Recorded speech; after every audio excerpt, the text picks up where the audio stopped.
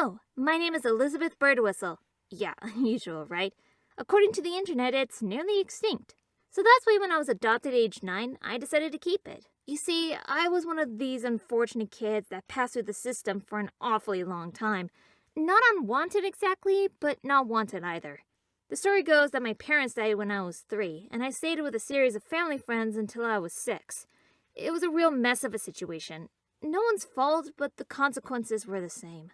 I have a bit of anxiety and overthinking issues. That's why I talk so fast. Sorry, I'm off topic.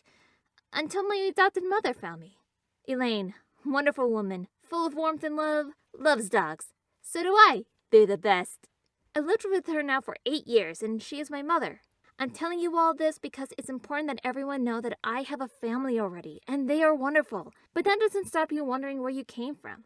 So you can understand when I was in a coffee shop one day and they got my order wrong, mixing up with another customer with the name Birdwhistle, I was a little more than intrigued. I ran out of the shop at full speed, trying to find the mysterious man with my name. My mind was going 1,000 miles an hour. Who was he? Could this be a long-lost relative or even my dad? Is he still alive? What is the probability that 2 people in the same city could have that name when the name is so rare? But they had gone already. I looked everywhere, not really knowing what I was looking for, other than a coffee cup with my name on it. They were nowhere to be seen. I went home that evening dejected. It felt as though I lost something all over again, even though I absolutely hadn't. But what I did know for sure, I had to find this man. Every day for the next 2 weeks at the same time, I returned to this coffee shop. I ordered the same coffee and asked for the same name to be written on it. And over time, this repeated behavior started to be noticed. And one day, one of the baristas came over to my table and asked me why I was suddenly visiting that coffee shop so frequently. I explained about the mix-up and about my background, and she began grinning at me. CCTV. We both went to the counter to speak to her manager, and I again relayed my story. The next thing I knew, I was looking at the CCTV on that day, and the mystery man appeared before my eyes. He must be in his mid-40s, with graying hair and a little stubble on his face. He wears a tweed jacket and had an over-the-shoulder bag. I asked the manager if he was a frequent customer, and to my despair, he said no. My brain went into overdrive. Maybe he was visiting from somewhere else. If he was, then the probability that we are related dropped significantly, though still reasonably high given the rare name. What are the variables in running into him again by accident, etc., etc.? But I knew what he looked like now, so I did what any teenager would do. I went straight to social media.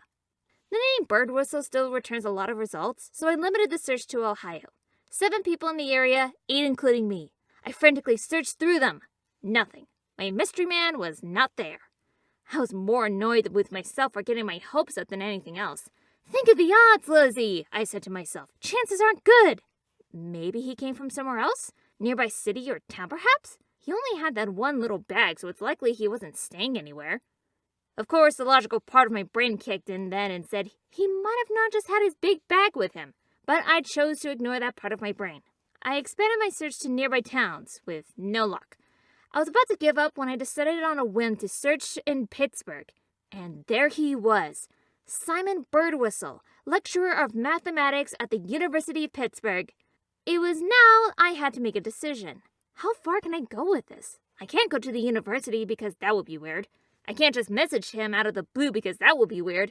In fact, any scenario where I meet him when I have orchestrated it is going to be weird. That was it. That was the end of my trail.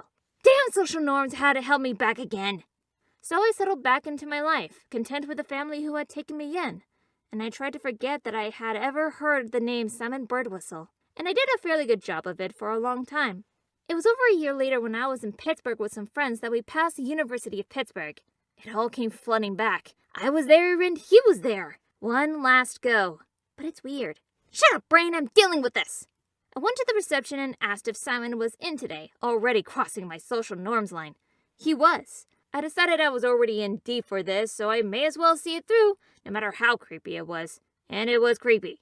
I sat myself down in the cafe opposite and waited. I had a plan. I wouldn't miss my chance again. And then he appeared, in his tweed jacket and carrying his little bag. He began walking over to the cafe and I darted to the counter, arriving there just before him. I made my order and the barista asked for a name, Birdwhistle. Simon looked up. What an unusual name, he said. I've never met anyone else that has my last name. Simon, as it turns out, was my father's brother. He had been traveling abroad when my parents died. He was in no financial or mental state to take me on. Apparently, he'd only moved back to the country 2 years ago, and by that time, he lost all track of me. But he had looked. He had made an excuse to visit the Ohio State University so he might be able to track me down. To this day, we catch up once a month at the very least, over coffee. Thanks for watching, everyone. Don't forget to like, comment below what you think, and subscribe for all the latest stories. And until then, I've been Elizabeth, and this is Random Animated Stories. Peace!